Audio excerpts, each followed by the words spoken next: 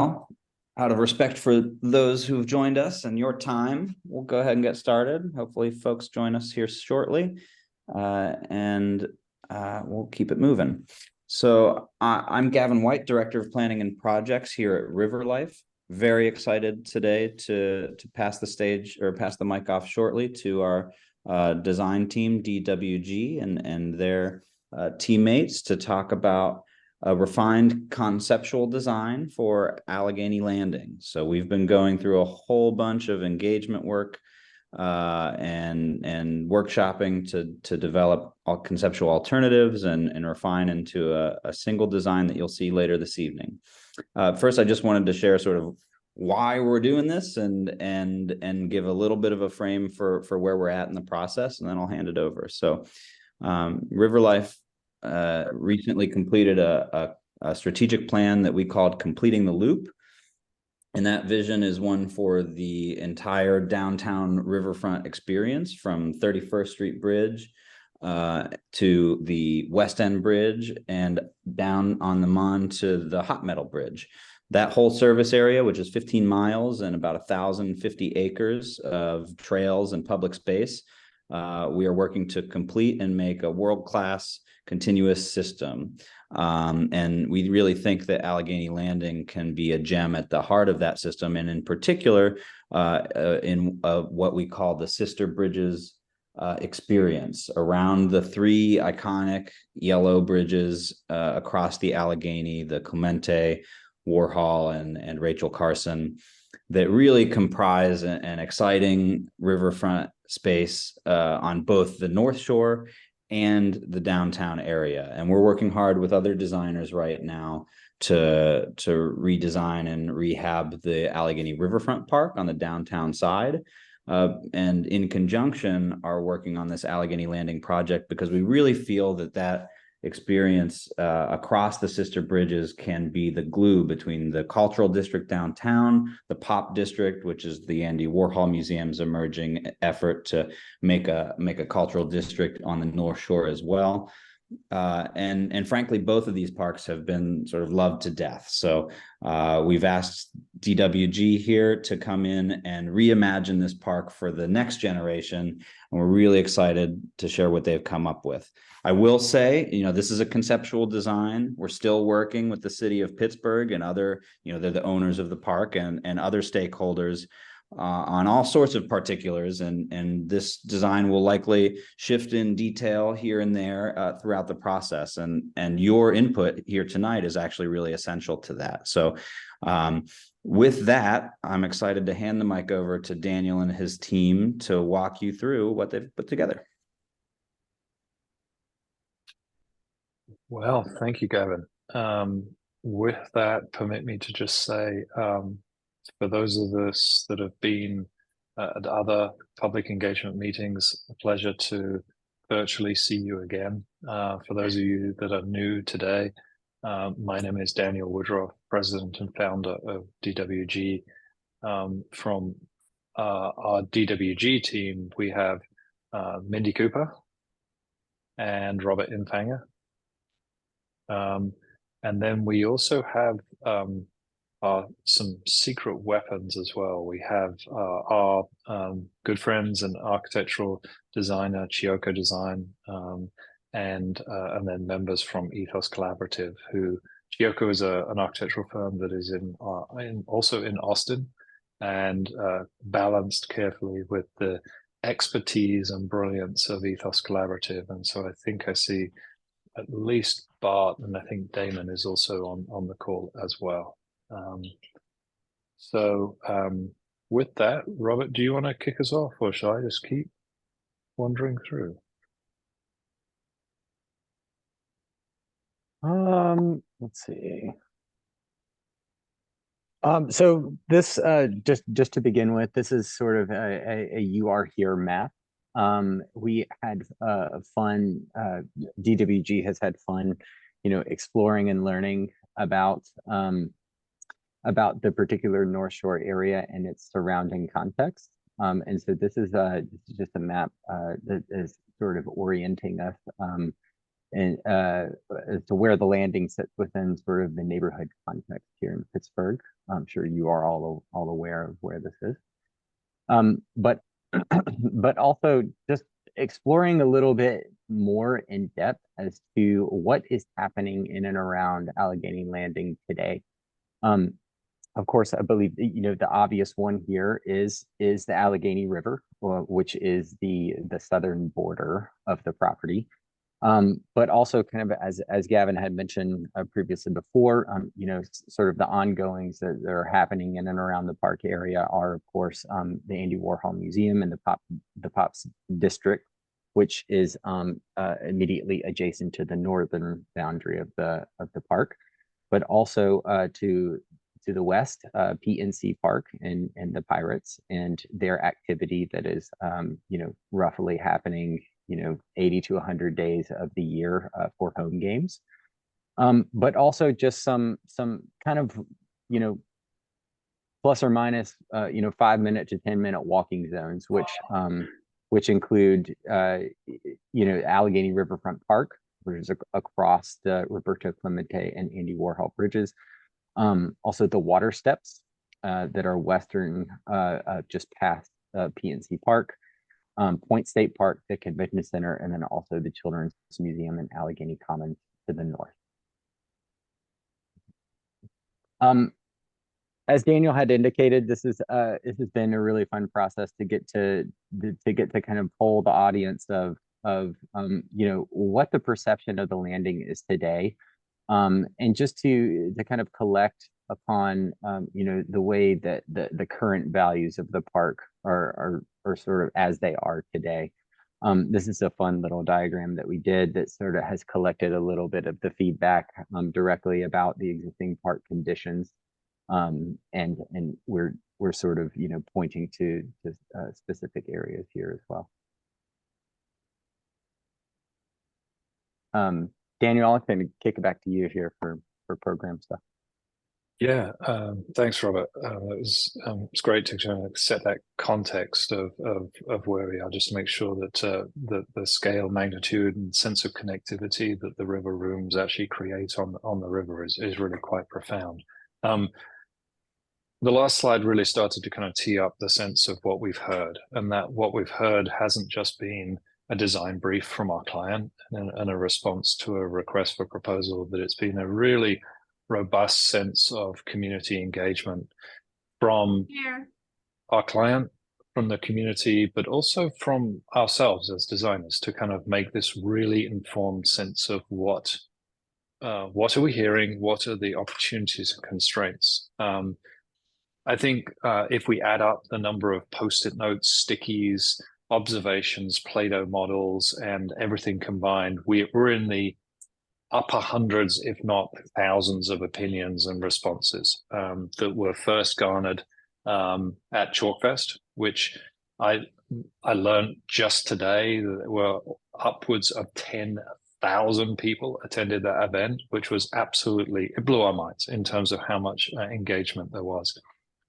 But we've heard a number of things that have kind of constantly risen to the top about taking the DNA of a very significant open space within the river room context, within Allegheny and the north side, taking the aspect that art is an integrated component of this project, being a sculpture park when it was created in the 1980s, and interlacing that with the needs and objectives of how the district, the community, the kind of the cadence and the DNA of everything around the park has evolved and morphed over time.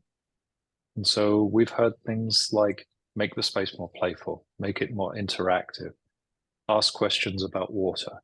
How do we make this space safer at night? How do we kind of manage and operate? How do we create a greater sense of gateway and connection? And all of that started to distill down into 4 key tenets that on the next slide really start to kind of get to the DNA of what we're trying to conceptualize. Within that, there are an aspect about being playful, to use color and whimsy. And again, these are elements that rose out of comments from the community. We did a whole series of mood boards and image boards around visual recognition of certain aspects of a park, of an open space, of landscape characteristics of water and things like that, and allowed us to kind of refine this down to how we can be playful. And that is being playful, not just in a physical playscape attitude. I don't think anything we've ever suggested has been to take an off-the-shelf playscape and kind of plop it into the park. It's not a Parks and Rec kind of plastic structure, but it's about creating a dialogue between art and play and nature and place to create a greater sense of vibrancy and activation in space.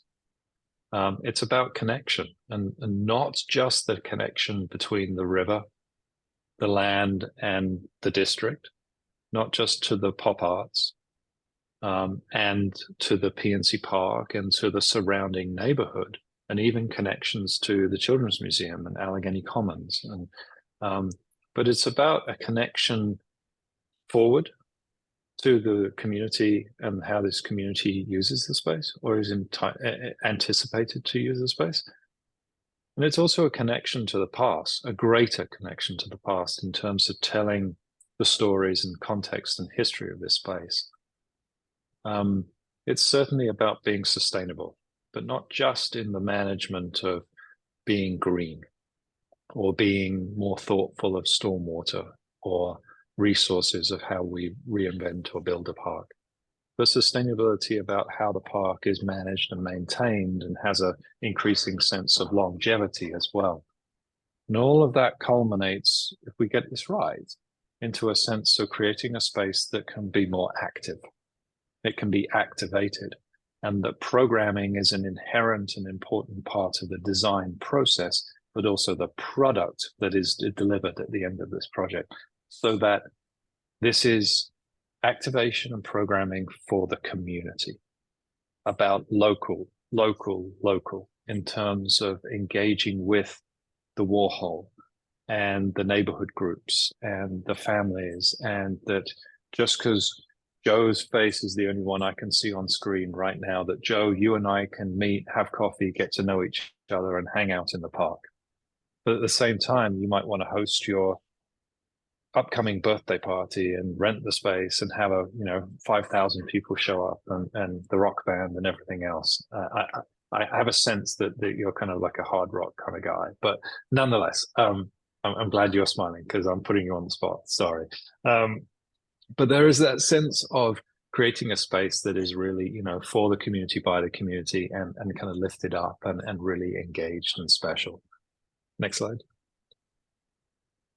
So within that, our process always kind of starts with a design thesis that is often a mechanism of us to test and validate how it changes, or whether we're really kind of nailing this thing in an awesome and fantastic way. And so that infusion of art and whimsy and play about creating a space that is wonderful and joyful and explores those connections between the neighborhood and the district and the greater community, but looks forward and also celebrates the past.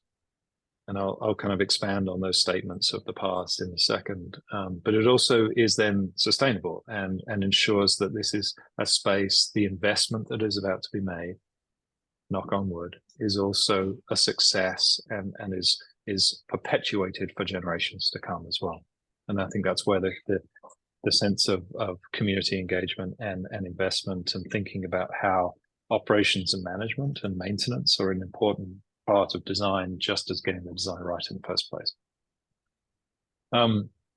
We have performed an extensive and detailed analysis, looking at every context and aspect of the site, the uses of the park today, the opportunities and constraints, the floodplain, the tree cover, the orientation, the surrounding aspects, the lease rates of the surrounding buildings, the intensity or not of how people use the space today, and the perceptions. For example, back to that slide with all the pink comments, many people thought this was a private campus space, not necessarily a public park, and how we can change those perceptions. So we were tasked with creating 3 concepts, and those 3 concepts were based around taking the image boards and mood boards that we had generated and that everyone had placed sticky notes on and post-it notes and hearing all those aspects to create 3 concepts that were experiments on people's opinion. And Robert, to the next slide. And those images represented 3 variations of on a theme. Thread really started to tell a story about not only the importance of the art in the park today and their celebration of the industry of Pittsburgh, but the larger story of history around the mill, the cotton mill that used to be on this site, and the story of the looms and the cotton and the threads that were created, but also a story of uplifting kind of labor and history and women and children's rights, and how that could be a really additive piece of the story that is to be told, as well as the amazing story of art in the park today. Each one looked at a different kind of attitude of, should an event space be a lawn in the plaza on the top of the park, or should it be down by the water's edge? What type of play should we have? What kind of engagement should we have with the river? If you're familiar with the park, this is one of the only places on the river where you're actually significantly elevated above the water. Most other spaces in the trail along the river are down by the water's edge. What's the importance or relevancy of asking questions of how is Isabella Street used? And Isabella Street is the road planned north of this that runs from the PNC Stadium over to the Warhol Bridge, effectively. And how could or might we anticipate that being more pedestrian than vehicular? How do we overcome the grading on the site?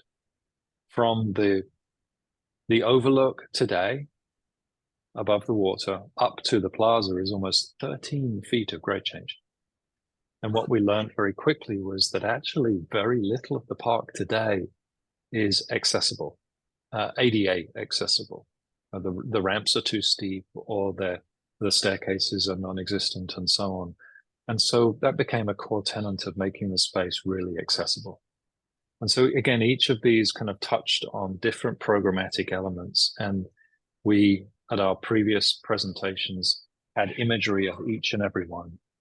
And then all of that feedback, the image boards, the post-it notes, the online surveys, feedback from our client, initial comments from the stakeholder group that have been meeting at least once a month.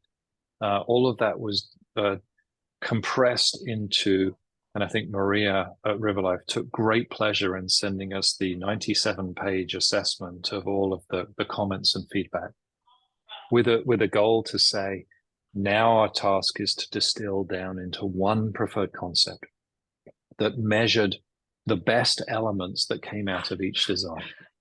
And so the next 2 slides really just visually represent how we started to assess that, and the elements that in some cases were quite difficult to determine.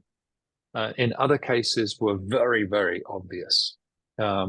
And it was not only post-it notes or stickies on a plan, but online surveys or kind of oral representations in meetings. But as an example here, 61% of people that gave comments considered it important to have a separate path of travel for pedestrians and bikers along the river front. I myself are guilty of blindly strolling down the trail, staring at the downtown view and getting almost totally creamed by a cyclist who had some wonderful things to say to me. But there is a reality that it's a active space today. And if we're reinventing this park, how can we be cognizant of that and amplify that, make it even more popular, but not create kind of health, safety, and welfare issues in the process? On the next slide, it really starts to kind of, again, identify some of the other elements about, for example, Isabella Street. Like, should we consider in this concept closing the Isabella Street to cars, making it a festival street, a pedestrian plaza? Should it be just partially closed with some parking, or just paint it? And almost overwhelmingly, everyone kind of lent in and said, heck yeah, that's an awesome idea. Not sure how we pull it off, but let's develop that as an idea, which also really kind of expresses that the concept that you will see in a second blurs the line. In some cases goes beyond a property line of the park proper and says adjacent property owner or conversation about Isabella Street. They become these kind of collaborative conversations that will have to be had as the project develops and is refined. We heard emphatically that the notion of some sort of amphitheater and event space was really important. Obviously, this park has amazing views of the city, but also has an amazing legacy of hosting events and festivals and music and recitals. And how can we actually kind of amplify that in a variety of ways that are robust and effective? And then how can we engage play? Again, should it be a singular thing, or should it be distributed? Should the entire park be a playful, joyful thing where big kid me can be next to kind of little kids, and this is a place? There is a relative desert of family-friendly play, or even kind of water play along the edge of the river. The river steps, the water steps are an element, but in technicality, a fountain that people play in as opposed to a water feature. And so we heard emphatically that sense of play was really, really important. Hundreds of parents, hundreds of kids made these little Play-Doh gestures of what they would like to see in a park, from a crazy octopus to a meditation chair. It was the outpouring of creativity was fantastic. But it gave us all the tools to start to dissect each of the concepts. The next 3 slides start to kind of highlight some of those elements that we heard rose to the top pretty definitively. For example, the thread, the connection to the loom and the cotton being an element that might be a common expression as a line or as an element of the shade structure that builds upon that story of the mill and the loom and the history of labor rights, women's rights, children's rights in the park was really popular. The notion of engaging more of an amphitheater space was also really popular. Thanks, Robert. The sense of engaging with the river, and perhaps a boardwalk that extends from east to west, from Clemente to Warhol Bridges, along the water's edge, at the water edge, where maybe there are giant hammocks that you can kind of chill out in and hang out at the water's edge was also really popular, as was perhaps expressing that story of the thread loom fabric within a pavilion structure that becomes part kind of brand, part lantern at night, part element within to kind of gather, and part stage for events or destinations. But most of the time it's this kind of defining element in the space. And then we emphatically heard 2 additional things: that the notion of water play, playful water in a space was highly sought out from families and people of all ages.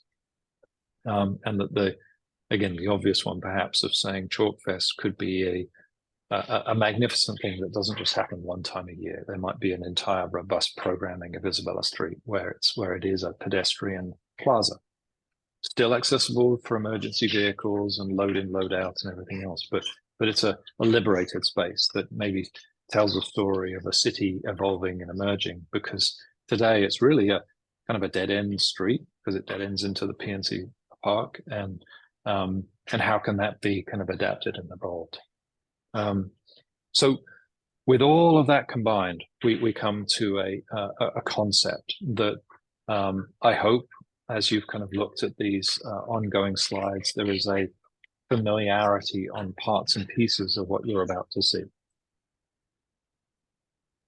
And what I'll do is walk you systematically from Water's Edge up to Isabella Street, and then from Clemente Bridge to Warhol, just in terms of the elements, because we have, after this, a series of program diagrams and then some perspective renderings that I think visualize this in a really thoughtful and provocative way. So from the Water's Edge, the idea of the boardwalk at the water was something that stuck. But having those hammocks at the water's edge, having a space that is actually separate from cyclists, where people can hang out and be on the river. And so the existing pontoon and dock that is there today just becomes a yes and, that it is actually connected on each end and made universally accessible to anyone and everyone to utilize, as opposed to taking, the steps or the very kind of sharp ramps today. The bike and pedestrian path is separated in a variety of ways, but that was done for two reasons: health and safety, first and foremostly, so idiots like me don't get run over because I'm staring at downtown, but also from a sense of flow, of moving cyclists in a more logical way, in a direct way, rather than taking the hard 90 under the bridge that you have to do today. And what that means is that it actually frees up the spaces under the bridges to be these kind of reclaimed jewel boxes of opportunity, a secret garden or an art installation or a space that is now just for pedestrians, just for people, not necessarily the cyclists zipping through at 15, 17 miles an hour. We achieve full universal accessibility down to the riverside from 6th Street and Clemente. We achieve full accessibility from the plaza down also under the Warhol Bridge and in a variety of ways.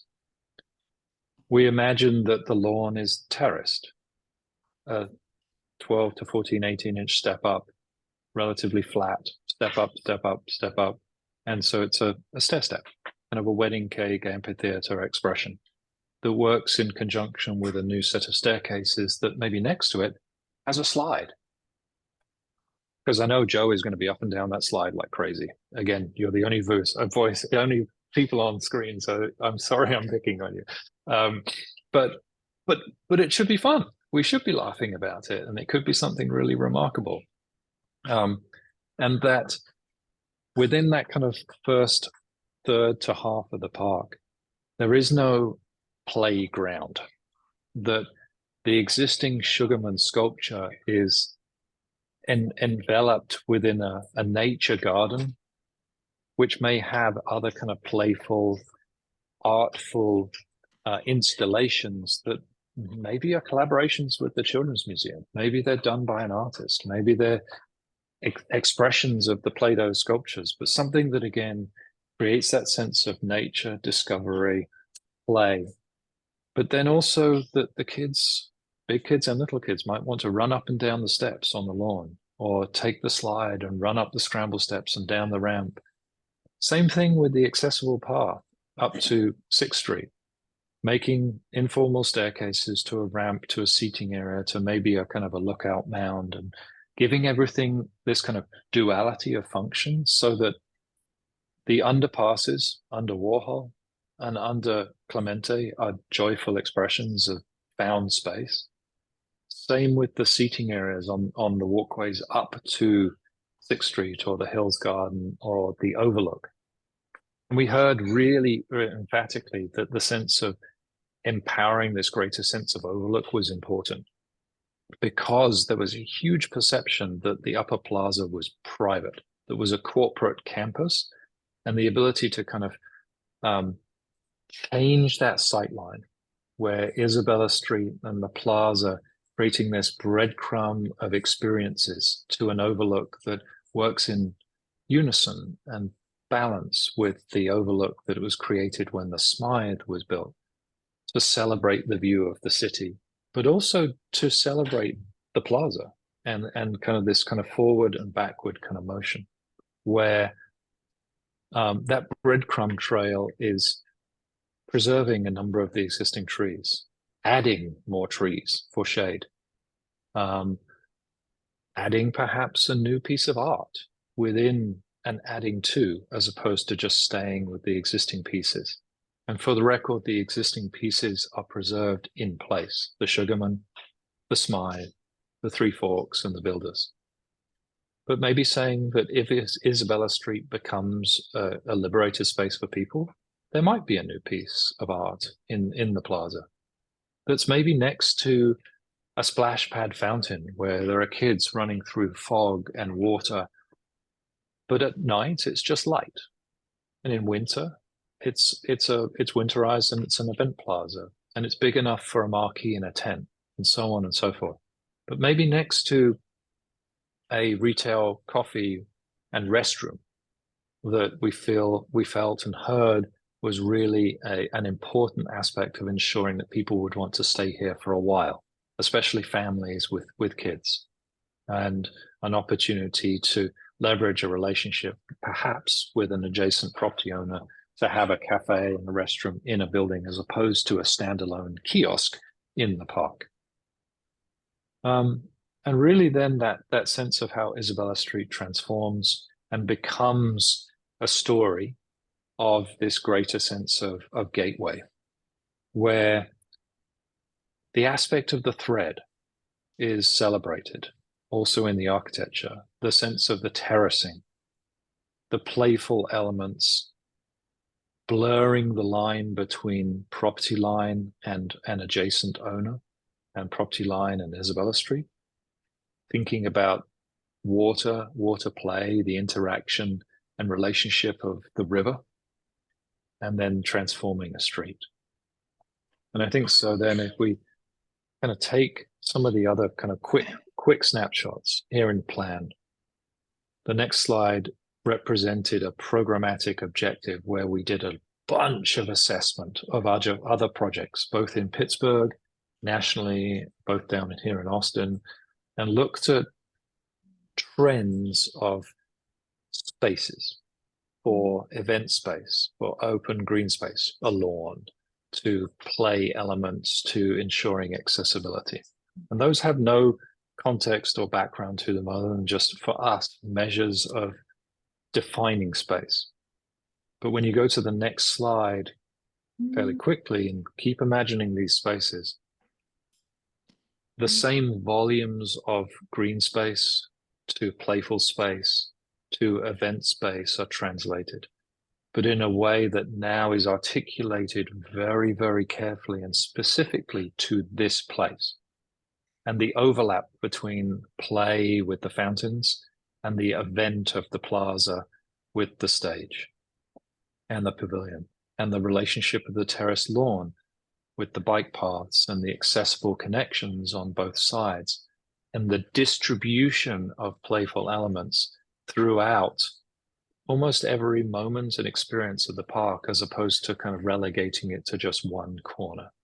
We felt that those were really important aspects. And so there's one other layer that for us as landscape architects is really important, and it kind of transcends the basic design.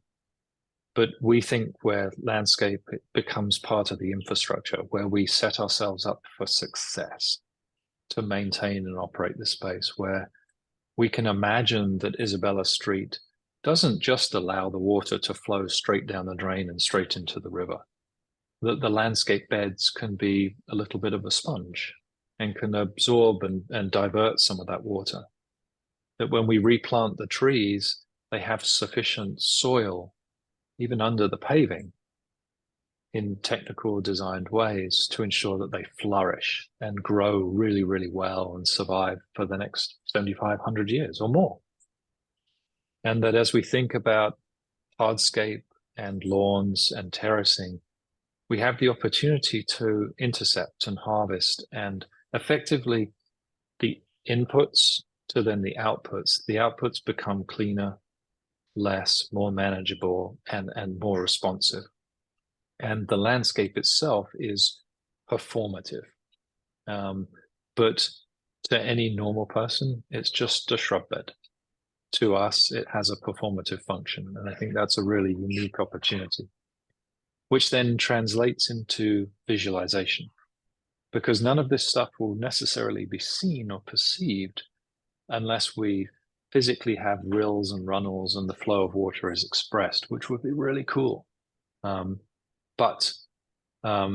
So we go from the plan to the kind of the diagrammatic dissection of the pieces to now a series of renders that start to, in a evocative, conceptual way, start to evoke scale and space. And so we're currently in Joe's hot air balloon over the river. And just to get a context of the space, there's the Sugarman, the Smythe, perhaps a pavilion. You start to see the water feature and the terrace lawn and the boardwalk running from edge to edge, the sense of the ramping and kind of moving up, and the context and importance of the bridges and the relationship of the bridges to the fabric of the city and the DNA of this park. The next slide really starts to put us into the space. And here we're looking really we've kind of, our back is to the Warhol Bridge, looking to the 6th Street and Clemente Bridge. PNC Park here is in the background. River is here on the left. Here's the obelisk of the Smythe today and the upper piece of the Smythe. And imagining a lawn that is terraced.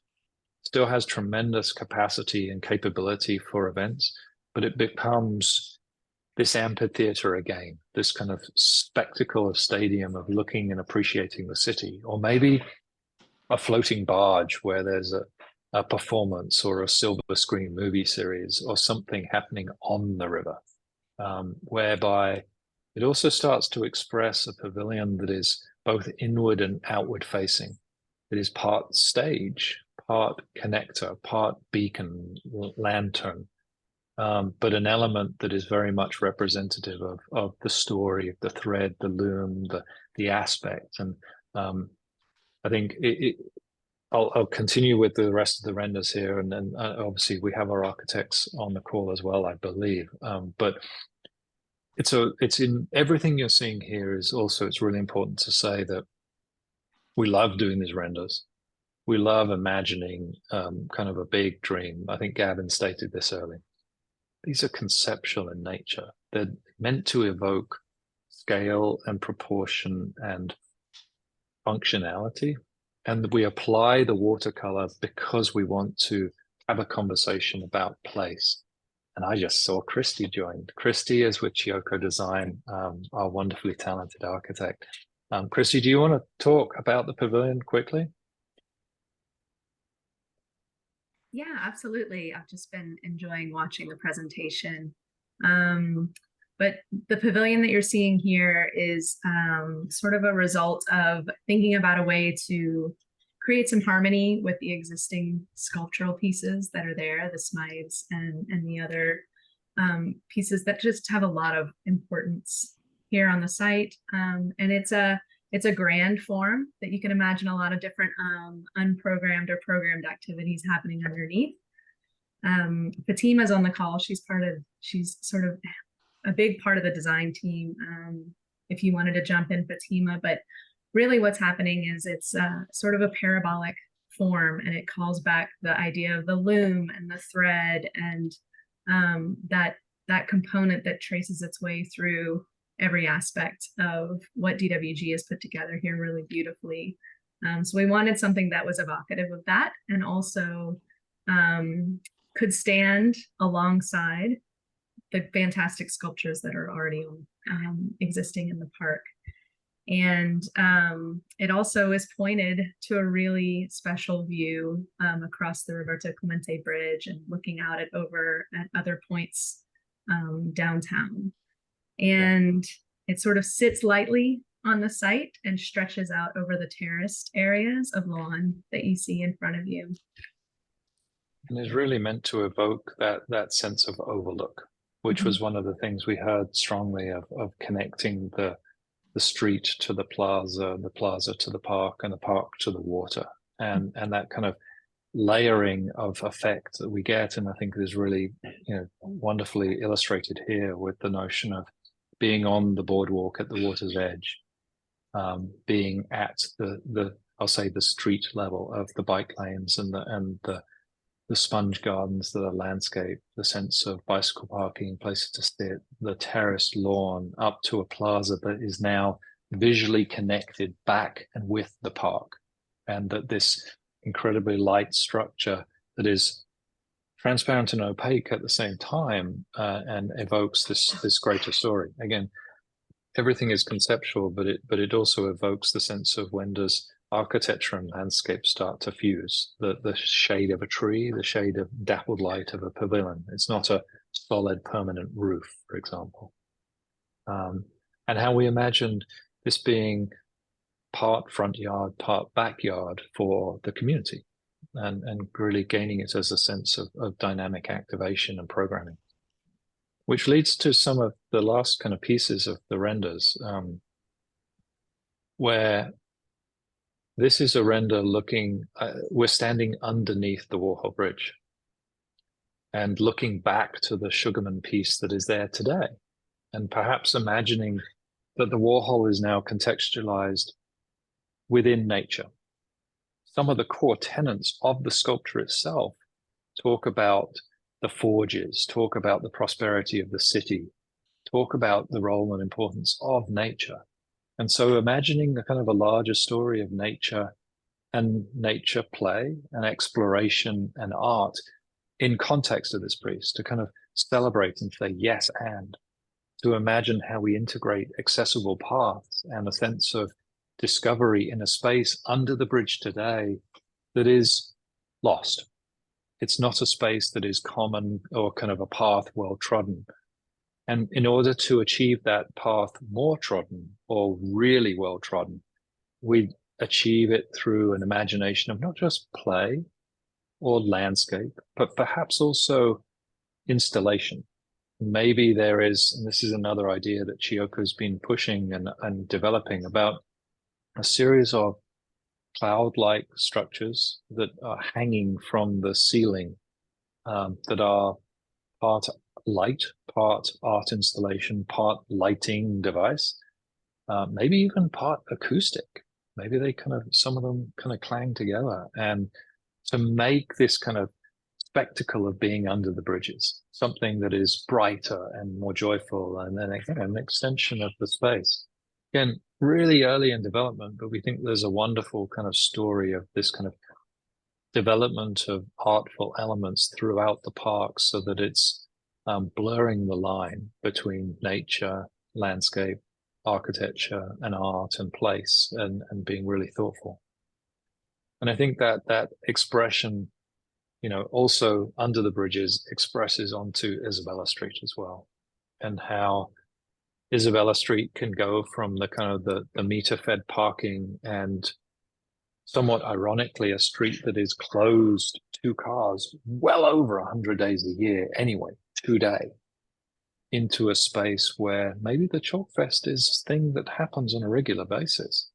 Maybe it's an artist residency about mural arts or expression of how a plaza is developed. But perhaps it is a place for people to sit and gather. It's an extension of the park, kind of a forecourt to the park, or to the alley that leads to the Warhol, or to the new cafe at the base of Bill Hunt's building, where Maria and Gavin's office is today, perhaps. But most certainly a sense of adding the landscape, reducing impervious cover, making it a more sustainable place. for the people, so that it can be an extension of this transformation of a district of the city, and something that again, entirely conceptual in nature, but something that for us has been really pleasantly surprising as a really popular topic of conversation.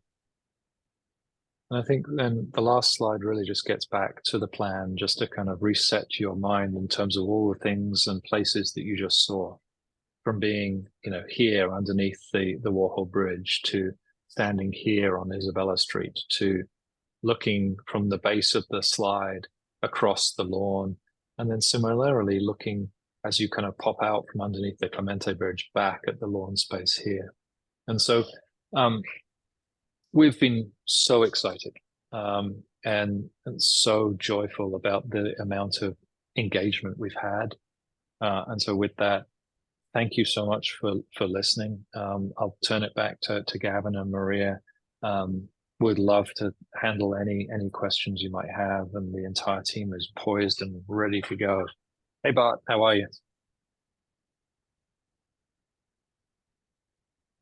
Awesome. Thank you so much, Daniel. Really appreciate it. Really excited about the direction this has taken, and we couldn't have done it without you all and all the people on the call here today, and all of the thousands of comments and Play-Doh sculptures that we've received up to this point. So we do have a long way to go, and I don't want to deflate anything by saying the reality is that some of these things may come piecemeal, right? We may work toward Isabella Street or to this big wavy dock at a later date, but we asked our team to go really big, and they definitely have delivered. And so we'd love to hear your thoughts about what you're seeing.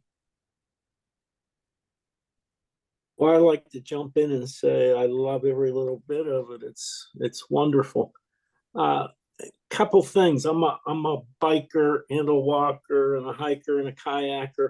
And let me tell you, separating the bike and the walking is really needed, because when you're a biker, it's hard when people walk out in front of you. And when I'm a walker, I'm with you. Oh my goodness, I've been so close to getting wiped out by a biker. So I come from both ends of it, and this is just perfect to separate it.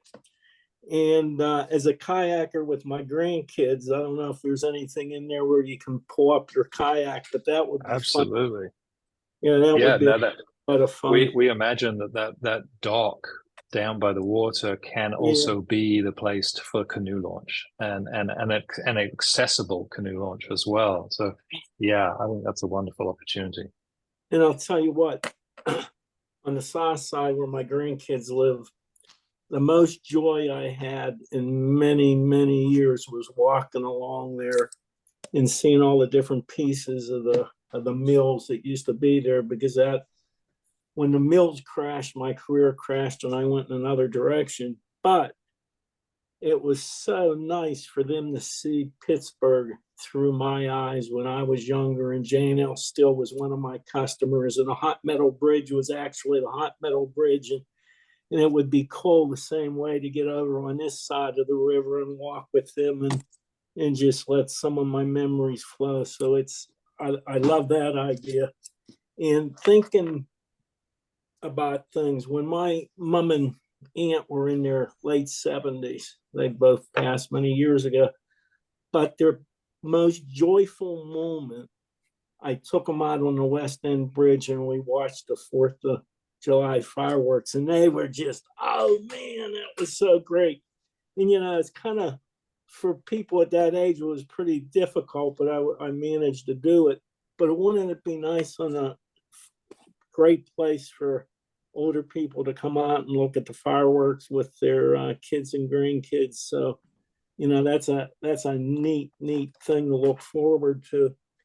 One of the things that hits me, and geese. I thought it was a U.S. thing, but we just came back from hiking and traveling around Cornwall and Wales in England, and oh my God, the friggin' geese! It's a problem there too. I mean, there's nothing worse than spoiling a nice walk with the geese. I mean, there got to be this is a Pittsburgh thing. There got to be some way to fix the geese, there got to be something to do there.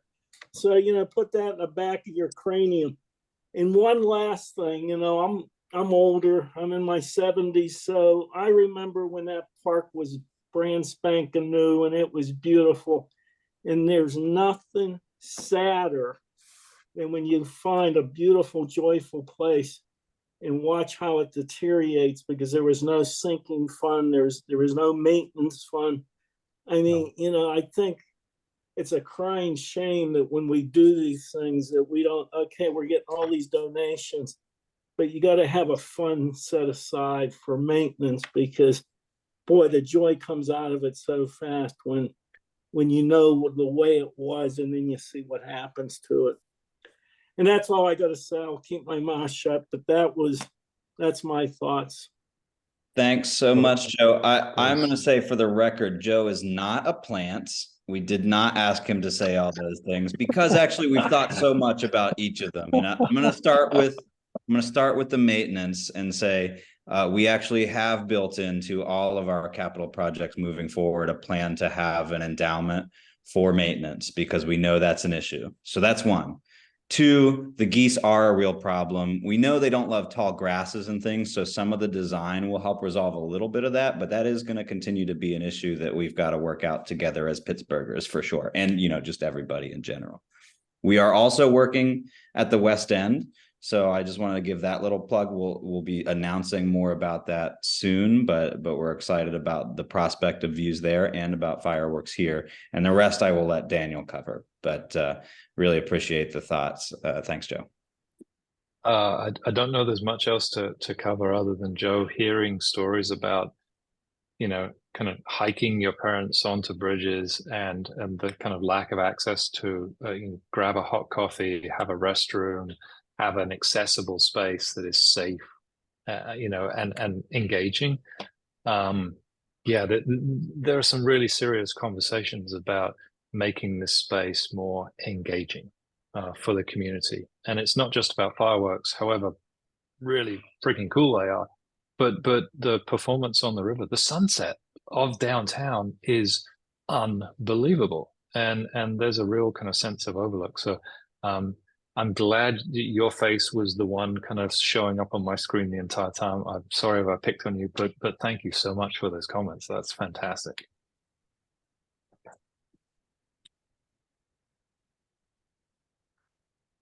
I have one last comment.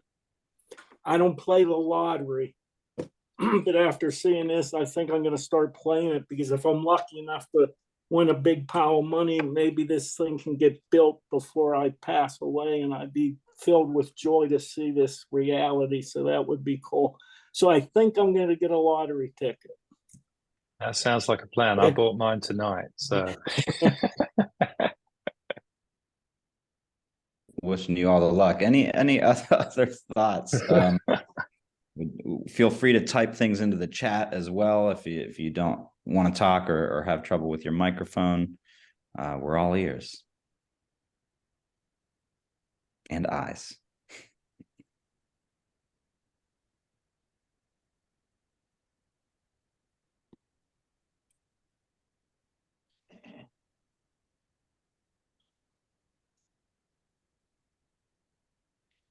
Well, I do want to say one thing that has impressed us as a consultant team is Riverlife's commitment to a long-range plan that started many, many years ago across the river.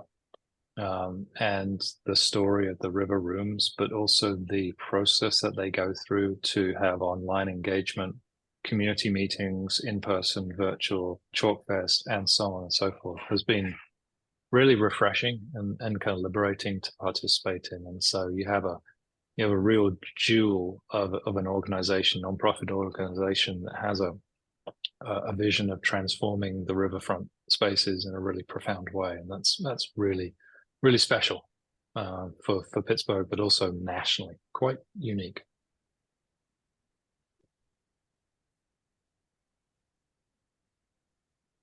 Gavin, how will this presentation be presented and kind of distributed? Great question, Daniel. So we've recorded the session tonight. We will make sure to get it up on the City of Pittsburgh's engagement webpage, engagepgh.org. It will also live on our website, riverlifepgh.org, if you find Allegheny Landing there. So we will be putting this up with a couple of short questions about the design and an opportunity for you to provide any additional feedback in the coming days, and we hope you share it with your friends and family and enemies and whoever else, so that we can be sure to develop and refine this thing to its highest potential. And as Gavin said at the beginning of this thing, this is conceptual and probably not just subject to change, but will evolve and adapt and consider budgetary constraints, phasing, funding, sequence, permitting, the realities of meeting with the city. This is a city park, and so there is a jurisdictional process that we'll go through. We're going to be starting our first major conversation with the city later this month with what's called a 30% kind of review process, and then further assessing all the feedback and comments and developing this through design, through construction documents in fairly kind of swift fashion, but based on really meaningful milestones of community engagement, checks and balances, review of budget and phasing, and so on and so forth. So we are so excited to be at this point, and for everyone that joined, thank you for listening and offering opinions and thoughts. And onwards and upwards is a line that I use regularly. Thank you all, and have a lovely evening.